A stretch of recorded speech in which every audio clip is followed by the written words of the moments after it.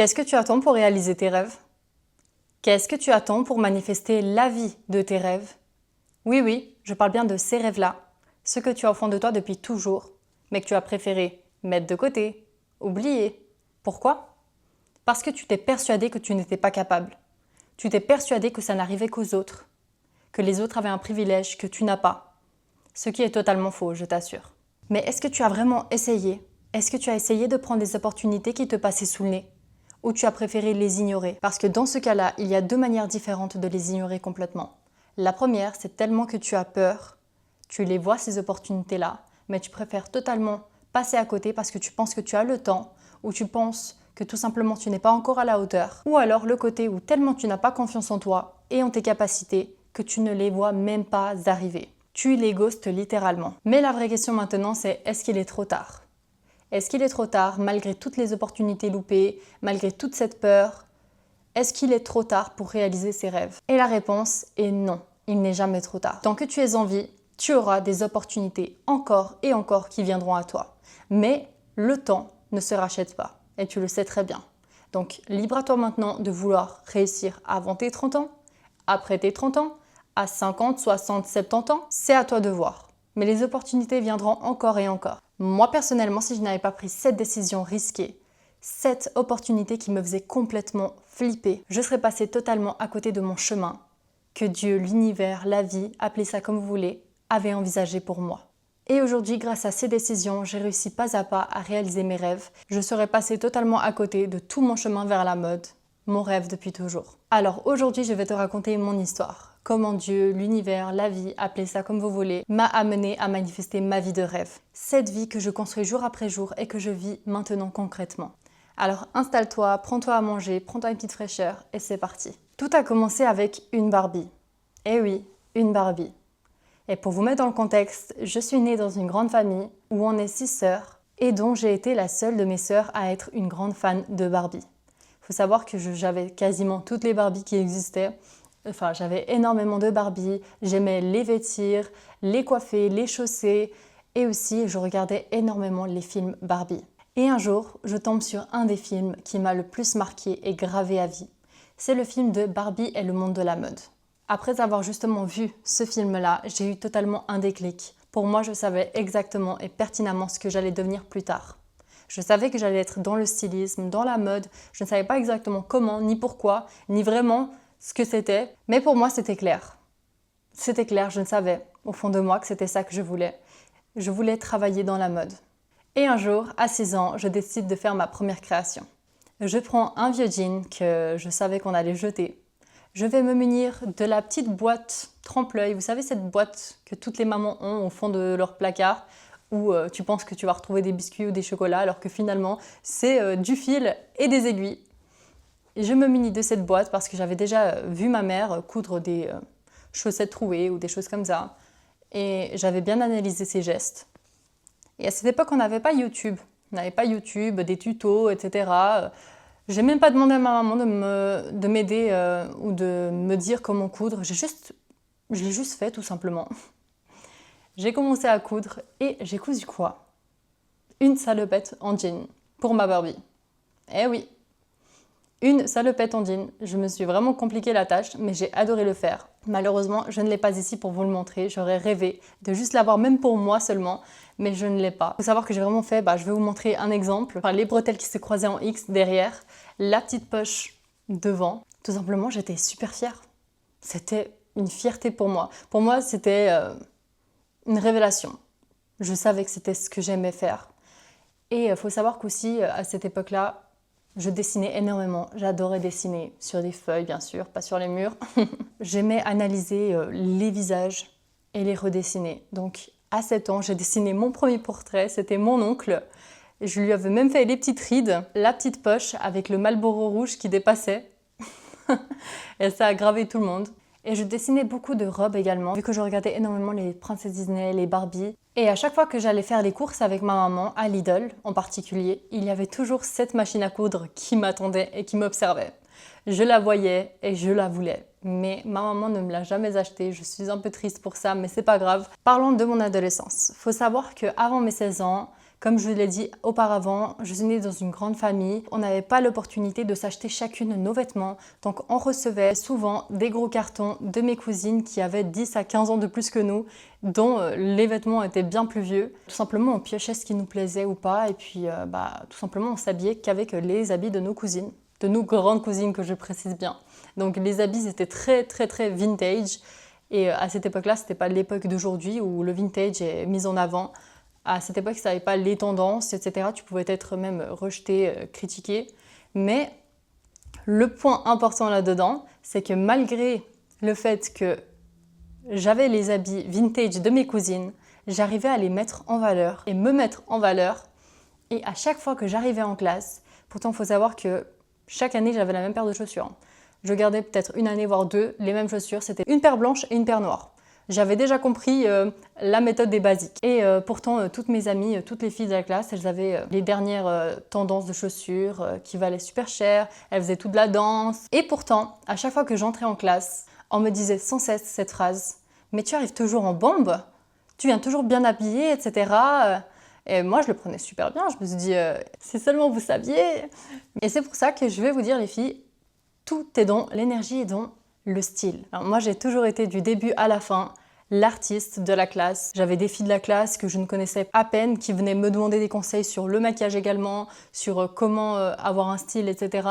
Et pourtant, si je vous dis, en tout ce qui est en maths, histoire, géo, etc., même français, j'étais nulle. Franchement, j'étais complètement à côté de la plaque. Si j'avais pas les oraux qui me sauvaient un petit peu, c'était toujours un petit peu catastrophique. Parce que moi, si je vous décris ma personnalité, c'est que pourtant je sortais du lot physiquement, mais intérieurement, j'étais totalement invisible. Je suis très timide et très introvertie. Bon, ma timidité, j'ai réussi un petit peu à la gérer, mais quand je suis timide, j'arrive à le transformer un petit peu en distance. Mais c'est pas toujours la chose la plus facile. Pour moi, c'est compliqué de vraiment savoir tout simplement juste parler devant cette caméra. Ça va me prendre du temps, mais je suis fière que je prends les devants et j'essaye parce que c'est très important. Et vous savez, cette question que chaque prof pose en fin ou au début d'année, je ne sais plus exactement. Qu'est-ce que tu veux devenir plus tard? Et ils font le tour de tout le monde jusqu'à arriver à toi. Eh bien, il y a tout le monde dans ma classe, vu que j'étais en voie sociale. Tout le monde disait, je veux devenir prof, je veux devenir psychologue, je veux devenir assistante sociale, etc. Et quand venait mon tour, je vous assure que jusqu'à la fin de mes études, je répondais, je vais devenir styliste. Et je vous assure que les profs me regardaient avec un désespoir, ils me disaient, mais tu t'es totalement trompé de voie en fait. Qu'est-ce que tu fous ici? Mais moi, je préférais ignorer ça et pour moi, c'était une évidence. Mais bien sûr, vous savez, quand vous vous lancez dans des études et que vous voyez que vous approchez de la fin, donc en fin d'année, je me suis quand même questionnée et je me suis dit, en vrai, styliste, c'est bien, mais là, moi, je finis mon école, je sais pas quoi faire, je sais même pas comment faire pour me rendre dans une école, je n'ai pas assez les moyens, j'ai pas assez travaillé et cotisé pour ça. C'est compliqué, quoi. Donc je me suis dit comment je vais faire maintenant. Et je m'étais totalement supprimé le stylisme dans la tête. Enfin, le monde de la mode, je l'avais totalement supprimé, je l'ai mis de côté. Et je me suis concentrée sur le fait de potentiellement continuer des études de psychologie parce que c'est la seule matière qui me plaisait énormément et dont j'avais de la facilité. Parce que tout simplement, ça m'intéressait.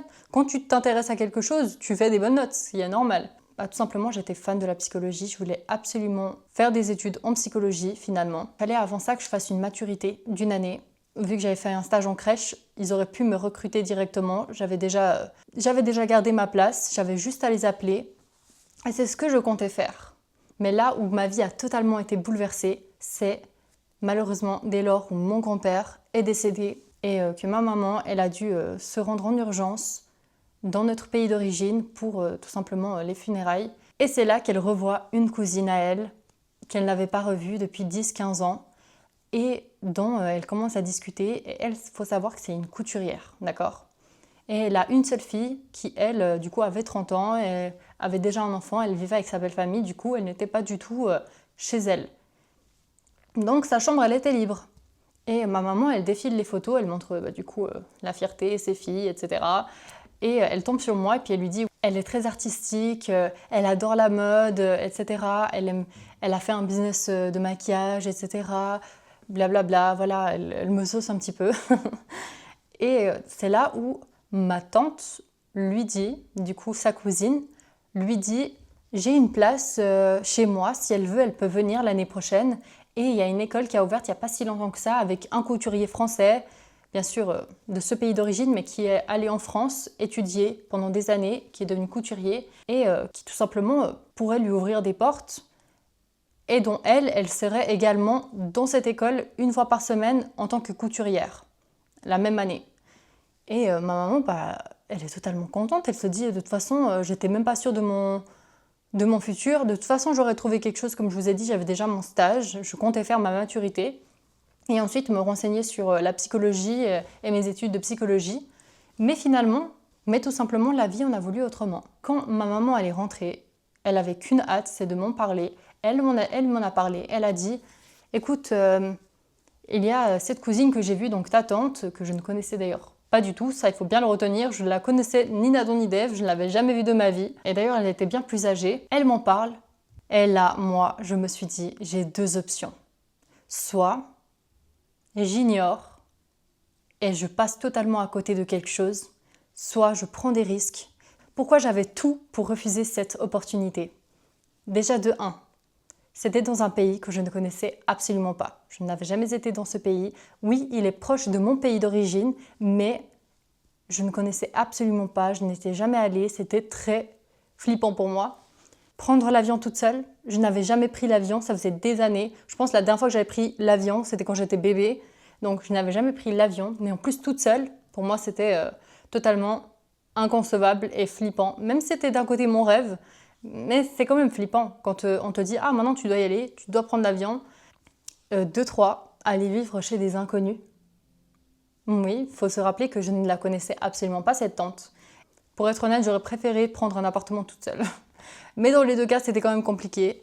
Et la quatrième frayeur, c'était le fait que la moitié des personnes là-bas parlent d'une langue de ce pays-là. Et de l'autre côté, ils parlent ma langue maternelle. Donc, ma langue maternelle, je l'ai appris à écrire et à lire tout seul. Mais je n'avais jamais fait de cours ni rien du tout. Donc, je n'avais pas assez de compétences pour vraiment m'exprimer comme je m'exprime par exemple en français. Voire même en anglais. Mais je n'ai pas hésité 2 secondes. Pour moi, c'était plus qu'une chance. C'était tout simplement Dieu, la vie, l'univers qui réalisait mon rêve tout simplement. J'ai littéralement manifesté ma vie de rêve, mon métier de rêve. Parce que tout simplement, comment est-ce que j'ai pu me retrouver de rien du tout en lien avec la mode à aller à l'étranger, étudier, etc. Mais bien évidemment, il faut savoir qu'il y a le revers de la médaille. Donc oui, bien sûr que tu dois tout simplement sortir de ta zone de confort, etc.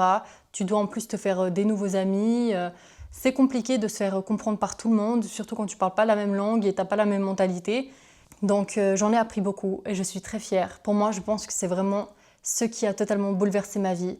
Donc oui, ça a été compliqué. Oui, je ne suis pas restée plus qu'1 an parce que normalement, je devais faire 4 ans. J'ai fait qu'1 an parce que je voyais que tout simplement, ça ne m'apportait rien de plus. Juste assez pour continuer sur cette voie-là. Vous voyez un peu ce que je veux dire? Ça m'a pris énormément. Donc tout, que ce soit pour ma propre personne, que ce soit pour mon métier de rêve, etc. J'ai eu toutes les bases qu'il me fallait. Et je regrette absolument rien. Le seul aussi bémol qui a fait que je ne suis pas restée, c'est que mon prof est tombé malade, vu qu'il était assez âgé. Il avait, je pense, presque 80 ans. Et il est tombé malade, donc je l'ai vu que 4 mois. Après ça, toute la fin d'année, je ne l'ai plus revu. Il était malheureusement à l'hôpital, je pense en France. Donc c'était très compliqué pour moi de gérer tout ça toute seule. Donc j'ai préféré prendre mes clics et mes claques et rentrer dans mon pays et tout simplement travailler pendant 1 année pour cotiser de l'argent et mettre de côté. Donc ensuite, dès que je prends la décision de rentrer chez moi, là vient le deuxième problème, revivre avec sa famille, ses parents. Pourquoi on n'en parle pas assez du fait de quitter le nid familial et que quand tu reviens, c'est la pire chose qui puisse t'arriver. Tu as l'impression que tu n'es plus chez toi. Tu as l'impression que, pourtant ça n'a rien à voir avec mes parents ou quelque chose, c'est vraiment, tu vois que tout simplement, une fois que tu pars du nid, tu ne peux plus revenir. C'est vraiment trop compliqué. C'est vraiment la chose, je pense, la plus horrible qui puisse arriver. T'as beau avoir les meilleurs parents du monde, je vous assure, seules les personnes qui ont vécu ça, vous savez ce que je dis. Donc je commence par travailler au McDo. Il faut savoir que j'avais déjà travaillé de mes 16 à 18 ans au McDo en parallèle de mes études. C'est le seul moyen de vite me faire recruter et encore c'était assez compliqué, il fallait que je force quand même un petit peu. C'est devenu très compliqué, même pour des petits jobs comme ça, d'étudiants, de trouver tout simplement sa place et d'être accepté. De nos jours, c'est vraiment devenu super dur de trouver du travail et ça, vous le savez très bien. Et bien sûr, ça m'a également motivé encore plus à vouloir réussir parce que tout simplement, je ne me voyais pas toute ma vie travailler tout simplement dans ce genre de milieu.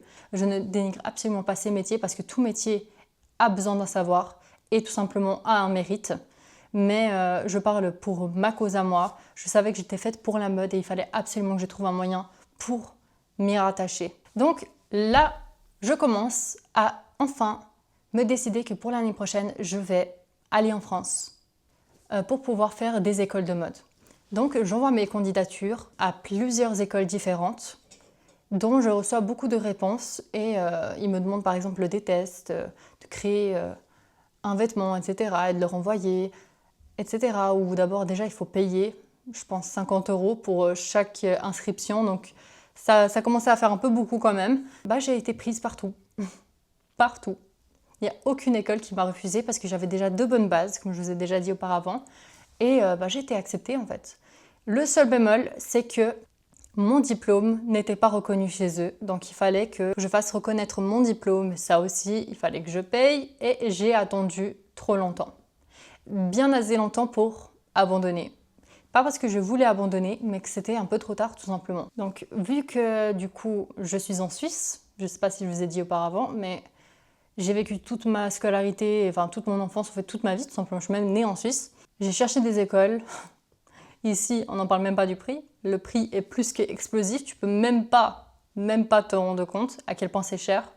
Mais je suis tombée sur une école qui est plutôt une formation à distance. Je la fais actuellement encore et je suis trop contente et je ne regrette absolument pas parce que je peux prendre tout mon temps. Et à côté, j'ai commencé les réseaux parce que tout simplement, je sais que j'ai du potentiel et je sais que je peux aider beaucoup de femmes à réussir, à sortir de leur zone de confort, à avoir confiance en elles, à avoir leur style vestimentaire, à savoir ce qu'elles veulent dans la vie ou non. J'espère sincèrement pouvoir les aider. Donc voilà, comment j'ai réussi à manifester la vie de mes rêves. Il faut savoir que je n'ai jamais vécu dans une grande ville, j'ai toujours vécu à la campagne. Et maintenant, je vis dans une grande ville avec mon chéri. Je fais ma formation de créateur et styliste de mode. Je couds mes propres créations, mes propres vêtements. J'apprends plus jour après jour. J'ai plein de projets à venir, donc n'hésite pas à t'abonner pour suivre toutes mes aventures. Donc cette petite fille et sa Barbie méritaient que son histoire soit racontée. Donc toi, qui as de grands rêves, qui as de grandes ambitions, que tu sais que tu vas réussir mais que tu ne sais pas comment, reste sur cette chaîne et n'hésite pas à t'abonner pour suivre tous mes conseils parce que je vais t'en donner plein au fur et à mesure parce que ce n'est que le début. Kisses!